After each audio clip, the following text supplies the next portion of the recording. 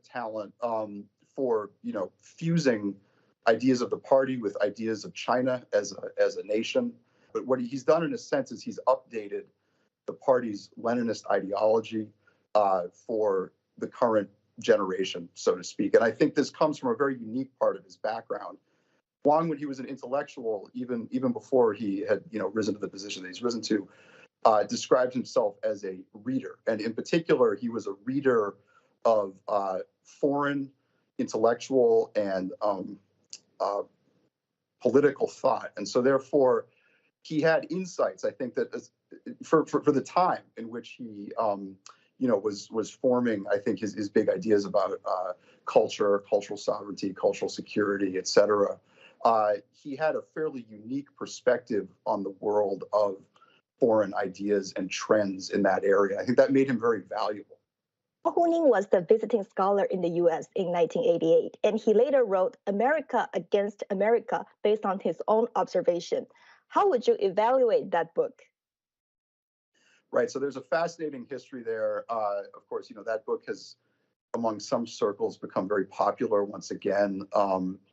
It seems to be popular for two reasons. One is there's an almost prescient diagnosis of the kind of issues that seem to affect the United States today. Now, I think it's only prescient if you forget that during the time that Wang was writing, all of these issues were being widely discussed in the United States as well, And so what Wang's book does, though, now for a contemporary audience, and let's start with what's in Wang's book.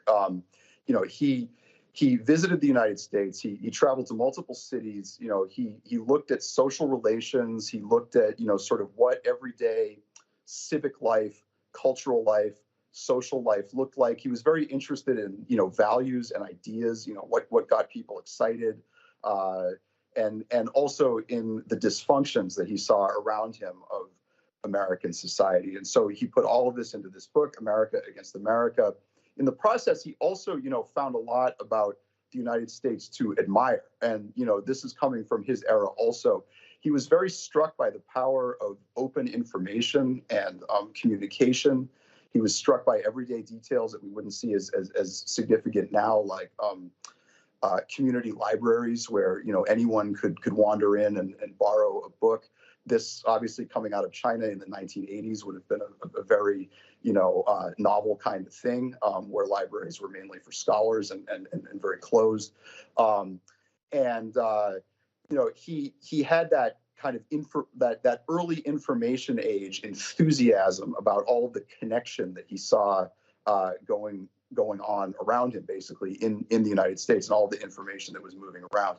At the end of the day, though, he decides that what he doesn't like at all about the United States is that there's no strong center, and there's too much fragmentation among the various identities, and so his conclusion, which is somewhat of a heresy, is that Japan is a much more interesting country in terms of the model, that Wang ultimately was interested in proposing in that book. And it's because, he saw Japan as combining cultural homogeneity and a strong sense of nation-state identity with the economic dynamism and, strong civic ethos that he saw in the United States, even though I think what he saw in the United States was also signs of decline, that people didn't have as much of a national identity as they had sort of like subnational identities. And there was quite a lot he saw that shocked and alarmed him as well. The difference in cultural values and, around issues like drugs and sex and individual freedom, those were in a sense shocking to him. So his viewpoints on America and the democracy here make sense. And does it apply to the society 30 years after? How about China's self-claimed democracy? So which he does mention at various points in his writings, is, you could argue, really fundamentally in tension with his more authoritarian leanings as well.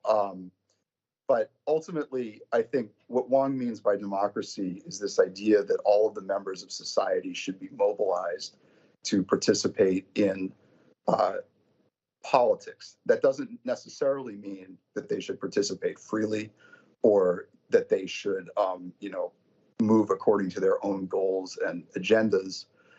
So it's more a sense of wanting the political community to be activated in some sense that I think you could argue is what Wang really means by democracy. So I think we do have to make some distinction here between how democracy is talked about in the traditions of Chinese Communist Party politics, which is the tradition that Wang comes from, versus the way that it's discussed, say, in a liberal democracy like the United States or Japan or elsewhere.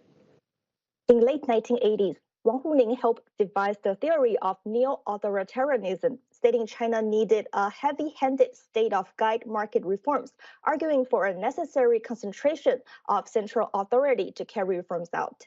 How accurate was his observation, and how was the result of China carrying it out? China was at a moment, we're talking about the Deng Xiaoping era and immediately afterward, where the party was trying to master tensions that were very rapidly emerging between economic growth and political control. And so the question was, how does a country like Singapore, manage those competing tensions in a way that is useful for, or competing objectives in a way that's useful for China's leaders to think about as well. And there's lots of anecdotal evidence that Deng Xiaoping even was, somewhat influenced by this neo-authoritarian trend, right? And so that really, I think, is what Wang's neo-authoritarian moment, so to speak, and it was one that he shared with other intellectuals, is really about, how to, in a sense, open the political system. So, it's part of the reform and opening moment, open the system, broadly speaking, which is to open the political economy, but not to lose political control in a way that was identified as being, a kind of trigger for just a loss of control generally. So, it's how to have an orderly economic modernization, but it's not only that, it's how to have an economic modernization under a single party system of rule. And I think that was the main debate. And Wang obviously was a key part of it. You could argue now that, by the standards of the present, that debate has already been eclipsed by the answer, which is that if anything, the state is going to get down into the economy in a much more forceful and active way. That's the kind of Shiist moment that we're in right now. Any negative impacts those market reforms brought to the West, and was the West misled by some of the nice work China said back then? Well, we're talking about whole decades of history and very smart people on both sides, and at the same time, common interests on both sides of increasing China's prosperity, increasing, the prosperity of the firms and banks and others that were involved in this process of globalization, enriching, in China's case, a political elite that was sort of riding on this wave of opening to create its own economic power. And so I don't know that we can argue necessarily that people were misled so much as they were maybe, biased towards seeing these changes from a certain perspective because of how the interests lined up. At the same time, if there was one point that I think still, even now, is maybe not emphasized enough, it is that the Chinese Communist Party is still a Leninist institution with its own long history of organization and tactics, so to speak, for engaging with, audiences outside of the party.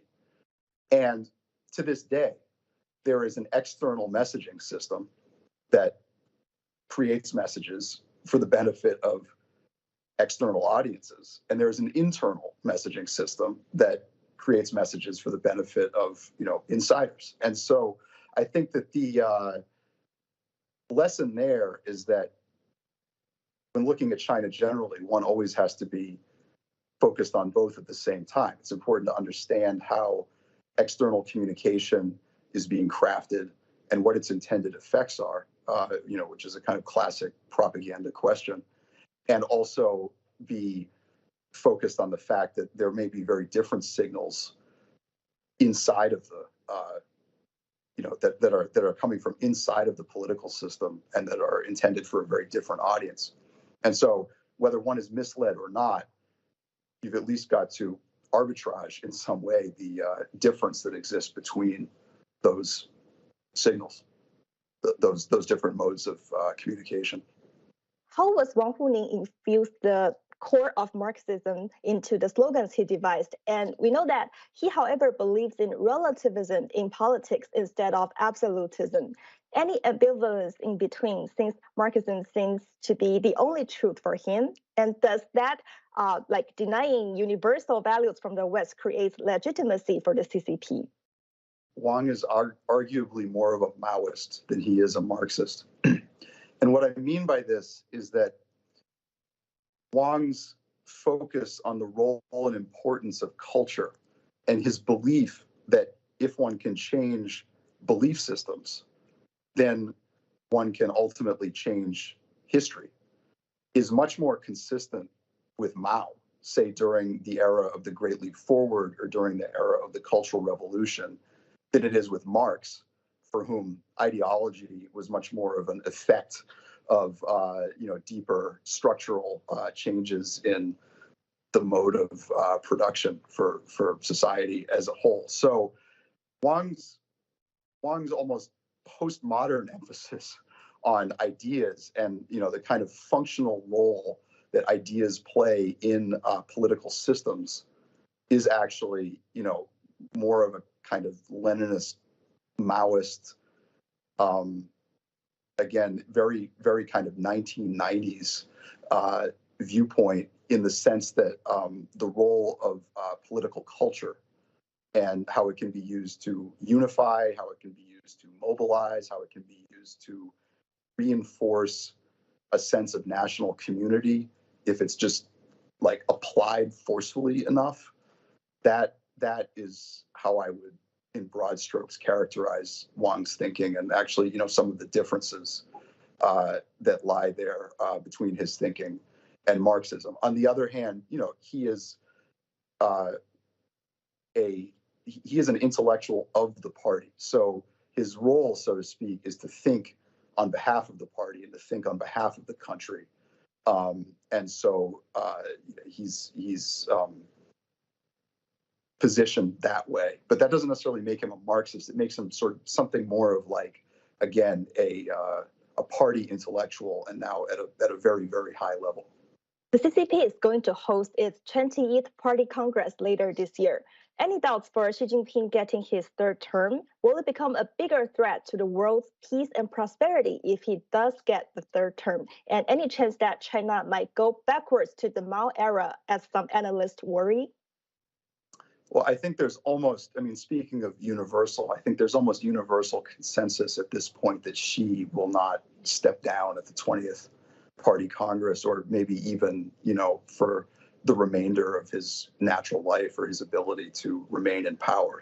There's no historical precedent that I can think of in which a leader in his position naturally, decides to hand over the reins to someone else. I mean, Mao held on to power right down to the very bitter end, when he could barely speak or get out of bed. We're starting to see a resurgence of that kind of one-man rule around the world. And I think that is pretty concerning, because it's these same regimes that are committing the worst abuses against their own people and, are, in a sense, beginning to form quasi-alliances, like between China and Russia to, if we're not going to be part of the international community, so to speak, we're going to begin inflicting costs on that community, which I think is really a troubling trend. What it means for the rest of the world, I have a hard time avoiding the conclusion that in this present moment in which, Xi has all but declared his unequivocal, his let's put it this way, his no limits support for Russia, which is, a country now engaged in the violation of all kinds of international norms around conflict and is involved in some terrible war atrocities. That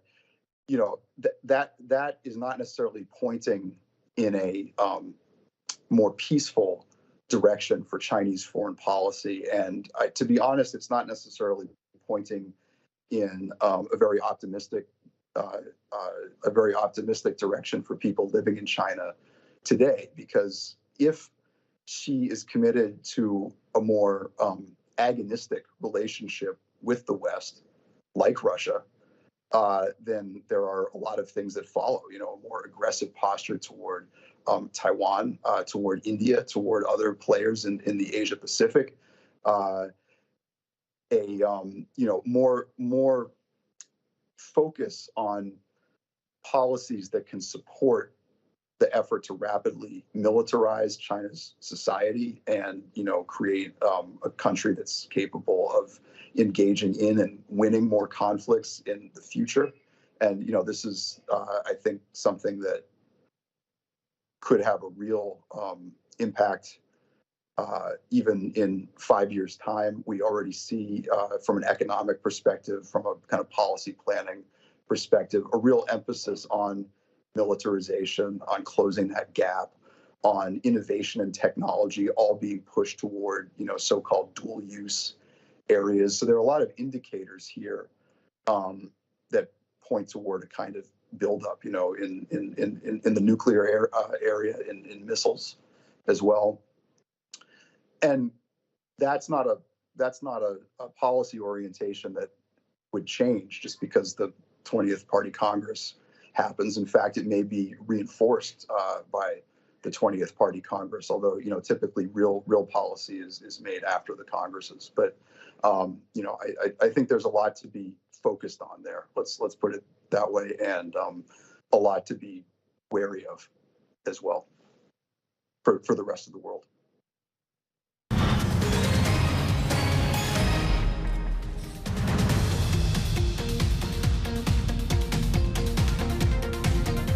欢迎继续收看《美国观察》。特斯拉首席执行官马斯克收购推特，他建议放松推特的内容限制，可能包括解除限制前总统特朗普账户的规定。在首都华盛顿，有人表示欢迎另一种声音，也有人表达了他们对假新闻和仇恨言论传播的担忧，并关切世界首富可能会为个人目的而控制内容。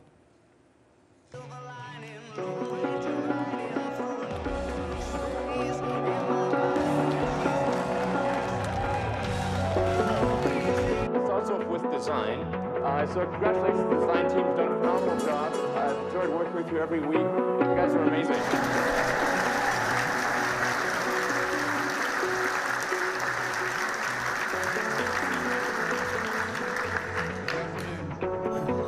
It's not a good day.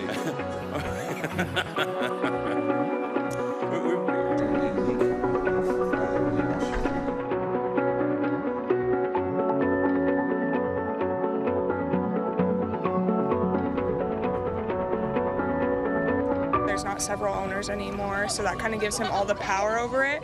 And I guess my thoughts are that things will probably get worse on Twitter if he's trying to open up freedom of speech, just because that allows room for fake news to spread, hate speech, stuff like that to happen, maybe more harassment. So I don't think I guess good things could come out of it, but I see the result being more negative. You know, for him to purchase it, that's his freedom to do that in the kind of society in which we live. However, do have concerns about what presumably he would do in terms of relative to the misinformation, removing filters that would screen out misinformation. Well, his ability owning so much of it to control that content for his own purposes, exactly, rather than the benefit of the common good. We have a mental health crisis in our country, and for the sake of our mental health, I think some people should not be allowed on Twitter because of their use of language. You know, and no, I don't think Donald Trump should be allowed back on Twitter. I think it's good that we have such platforms in which you can speak freely, but in democratic societies, freedom has bounds, has boundaries, and I'm not sure if Elon Musk is the one who should define these boundaries for such a huge platform like Twitter.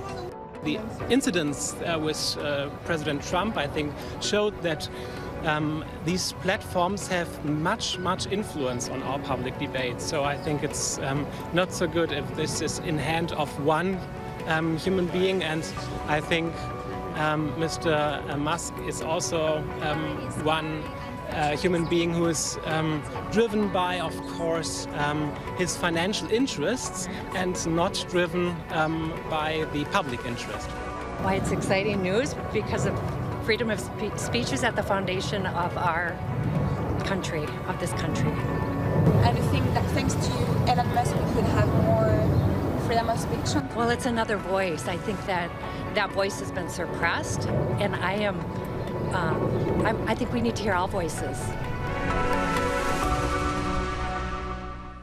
一种检查健康人癌症迹象的新型血液测试已经上市。美国政府研究人员正在计划进行一项大型实验，研究血液检测是否能够更早地发现癌症并挽救生命。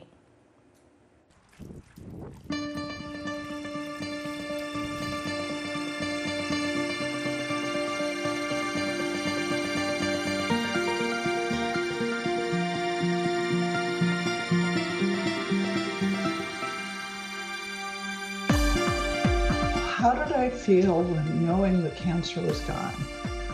Jubilant?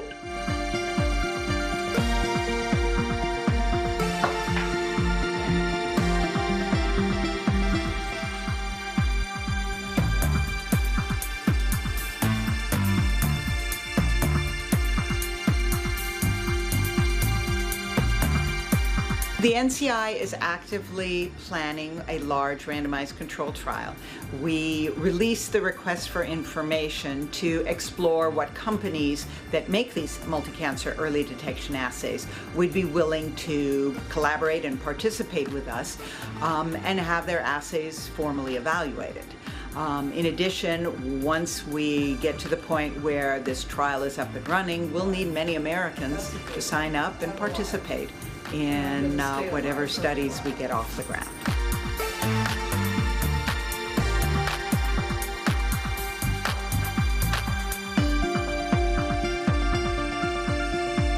And if we can find these cancers at earlier stages, before people have symptoms, they're offered many more options for effective treatment, and they're often curable.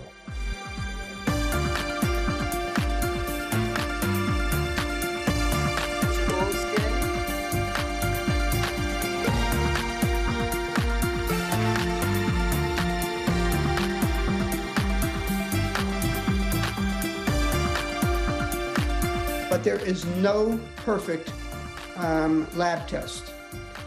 And we don't even know how close to perfect or good this test is. The evidence we have in hand does not show any health outcomes yet, so it's impossible to know whether the benefits outweigh the unavoidable harms.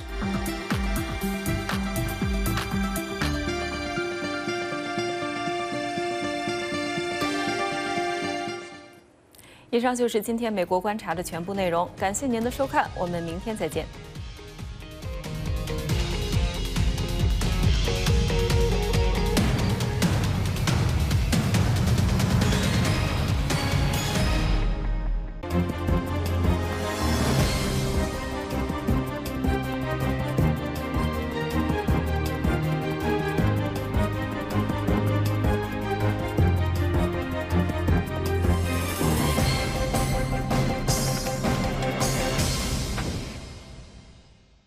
各位观众、听众，